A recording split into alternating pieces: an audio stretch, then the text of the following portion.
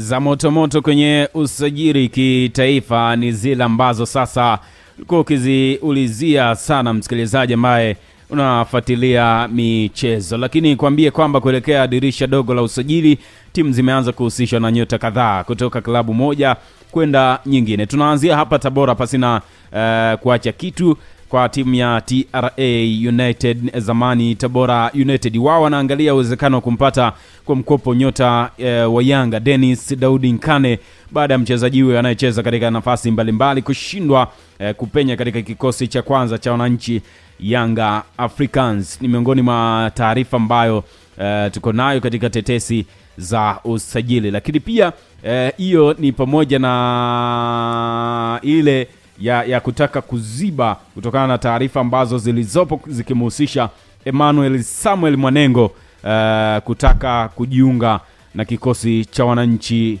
Yanga kuelekea dirisha dogo la usajili. Kwa hiyo miongoni mwa taarifa za usajili ambazo tuko nazo pia katika sayari ya michezo. Zipo nyingine huko Kanta? Unaanzisha bado tayari mbili hapo. Kwangu mimi zipo nyingi, lakini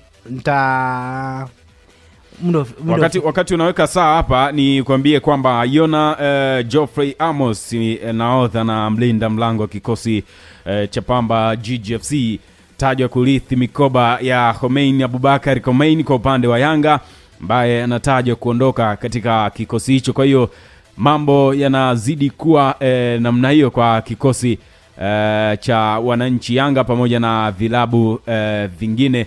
Lakini pia taarifa nyingine ya kuhusiana na usajili pamoja na nyota kadhaa wekundu wa Msimbazi Simba ambao anatajwa kuondoka kimataifa. Pia anatajwa kuondoka beki wa kati Karabu Shamu, lakini pia Joshua Budo Mtare tajwa kuondoka katika kikosi, bila kusahau Steven Dese Mukwala tajwa kuondoka pia, lakini Muzamiru Yasin naye akitajwa kutolewa kwa mkopo kutokana na kukosa nafasi ya kucheza katika kikosi cha wekundu wa Msimbazi. Miongoni mwa vilabu ambavyo vinatajwa kuinasa saini ya Muzamiru pamoja na timu yake ya zamani Mtibwa Sukari, lakini pia Mbeya City wanakoma kumwaya pia wanatajwa kuinasa saini yake. Kwa hiyo ni miongoni mwa taarifa hizo ambazo zipo katika nyakunyaku za usajili. Na mimi naanza hapo ulipoishia na kumwanya.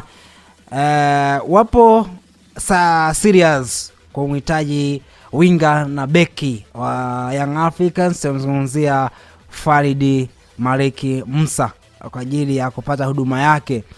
Lakini nikiachana hapo wananchi likumbukeni jina la Ulindo Dilson Aurelio Depo.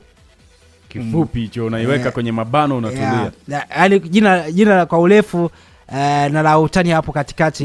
Na hapo Kantala nikupe kauli moja kwamba ukiona Depo anatajwa jua kuna mtu anangoka. Maana yake kuna taarifa kuhusiana na kila ambacho amekiwasilisha kocha Pedro Goncalves kwamba kwa sasa kwenye safu ya ushambuliaji wapo watu wawili, Prince Mpumelelo Dube, Andy Bobwa Boyeli na Mzize, lakini yeye amedai kwamba anahitaji mshambuliaji ambaye atakuja kusaidizana na Prince Dube pamoja na Clement Mzize. Kwa hiyo hadi hapo ushaona jina ambalo linatajwa kwamba inawezekana asiwepo kwenye viunga vya Twiga na Jangwani. Laulindo Dilson Maria Aurelio kutoka Angola, miongoni mwa wachezaji ambao ni hatari sana katika eneo la ushambuliaji.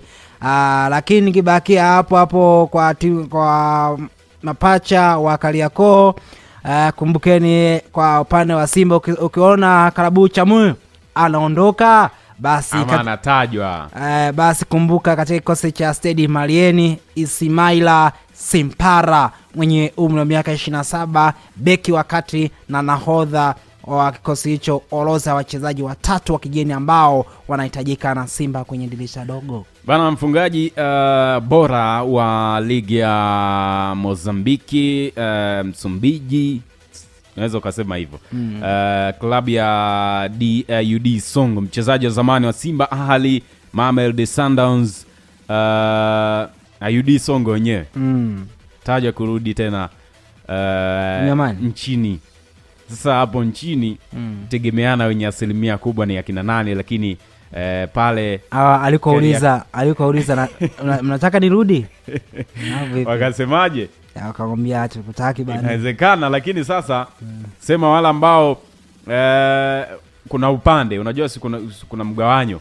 Kuna wala ambao wanasema njoo, kuna wala ambao wanasema nini hicho ambacho mnakifanya. Kwa hiyo bado sintofahamu inaendelea, lakini pia nimemwona Jakabol James Akamiko baada ya kukosa nafasi ya kutosha kwenye kikosi cha Azam FC. Si mchezaji mbaya, lakini amekumbana na wakati mgumu kupata nafasi mbele ya Flora Ibenge, tajwa kuondoka katika kikosi cha Azam FC, lakini kwa taarifa zilizopo inawezekana asiende mbali na pale alipo. Akaisha mita Twiga na Jangwani.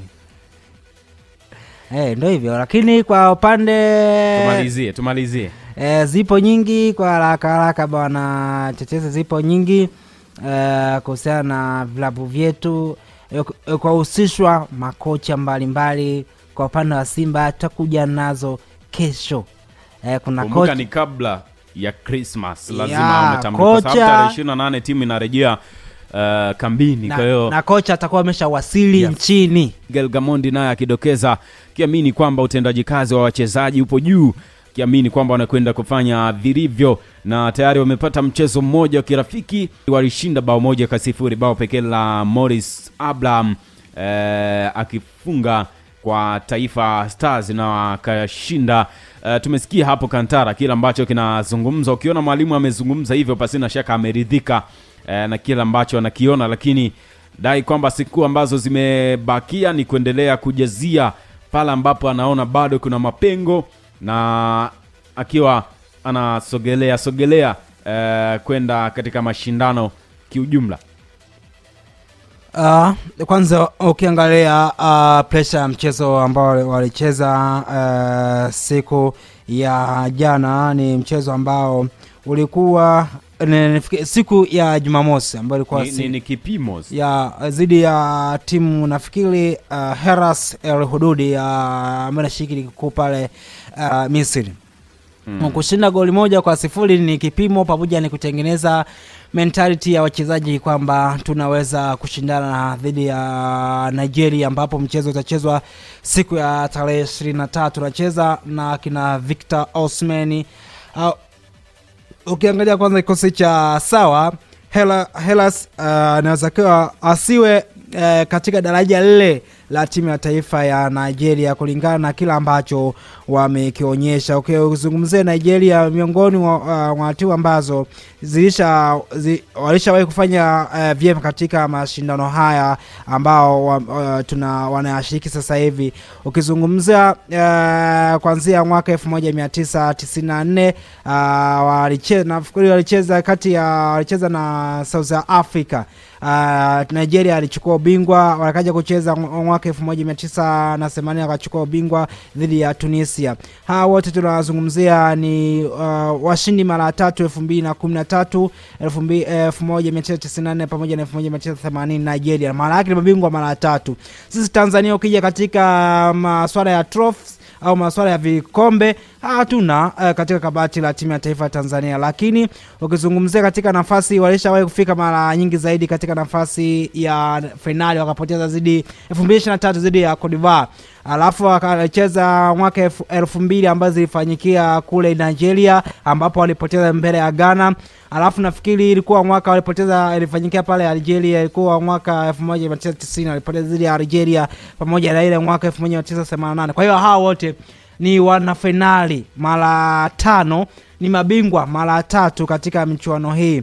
Lakini unapokuja katika masuala ya squad, unamzungumzia katika eneo la kocha Mfaransa Elki Chele la mwenye umri mpaka 8, bado kuna kitu ambacho anacho. Golikipa Debayo Dele pamoja Amas Abosogie kutoka Singida Black Stars ni wachezaji ambao wana uzoefu. Kwa hiyo naona mimi kwa timu ya taifa Tanzania itakuwa na kitu cha kujifunza kwa Nigeria.